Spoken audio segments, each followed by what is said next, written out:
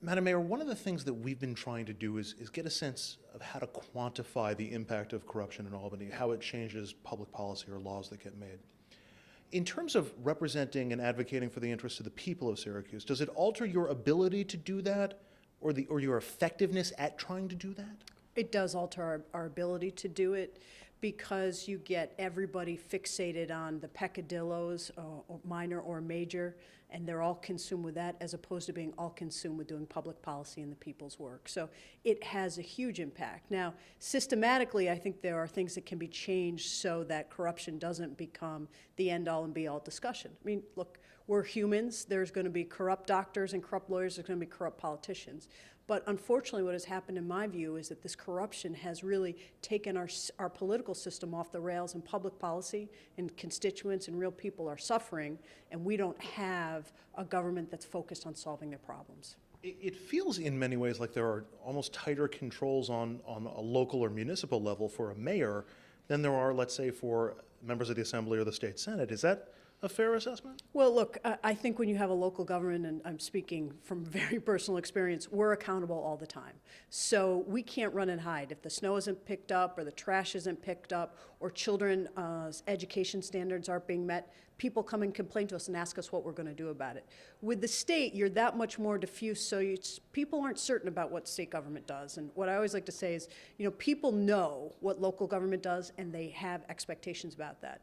With state government, they're kind of like, well, maybe I get my driver's license there, but I'm not sure what I can hold them accountable for. And that lack of accountability means that they don't have to worry about having a solution to problems, or they don't have to worry as much about focusing on being proactive and solving problems. And why, to your mind, don't the key players in Albany do more to try to make Albany work better or to stamp out some of this corruption? Is it a give along to go along phenomenon, or is it nobody wants to see the wheels stop on them? Look, I think Albany is doing very well for vested interests, but for people who are not contributing into the system, who aren't giving $1,000 donations, people in my city or in New York City that are working hard to try to make ends meet, they're not the ones who have the time or the sophistication or the money to get into the system and make their voices heard. So that's why it's that much more important for us who represent them to make our voices heard. So we can talk about why it's important that we increase minimum wage, why it's important that when they cut sales tax for yachts and planes, that doesn't make any sense to us, why economic development policy needs to be tied to infrastructure and education, and that those need to be investments, not just short-term, what have you done for me lately and what can you prove to me in 6 months that makes it so it works. And finally, if you had one or two rules that you could just impose on Albany and say, this is how you have to operate, this is a new rule, it doesn't have to be signed off by the legislature or a governor, what would you do? What changes would you instill?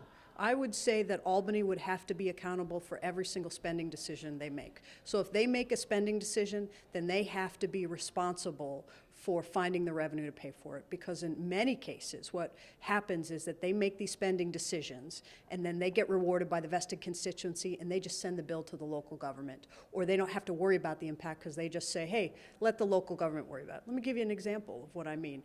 Let's talk about infrastructure. We have a desperate need in this state and indeed in this country for infrastructure investments. But what the Albany politicians do, and I could speak to this firsthand, is they say, oh, you got potholes and you got bridges that need repair or water mains, go talk to your mayor about that. Well, no, Albany funds infrastructure, and they should fund infrastructure. It sounds to me like you're almost as concerned, if not more concerned, about what we'll say is the quasi-legal form of corruption in politics than in, let's say, somebody taking a bribe or walking away. Is it that the vested interests, the monies that are now legal under things like Citizens United and other decisions, is that actually more damaging than the guy who's falsifying his vacation receipts or his travel receipts? Look, for me, it is because I'm interested in good public policy and helping people and making our community stronger and better for everyone. And what I see is vested interests have a stranglehold on public policy in New York State. And so if you can pay to have a lobbyist, you're going to get good public policy for your vested interest. But the vast majority of people can't do that, and they don't contribute to campaigns, and that's why we're seeing this, I think, increased division between the have and the have-nots, or the 1% and the 99%, or income inequality. If we really want to get to the heart of those issues, many of which we're seeing explode in Baltimore, we have to have good public policy that's addressed at that, and that means saying that vested interests should not have a stranglehold on the system.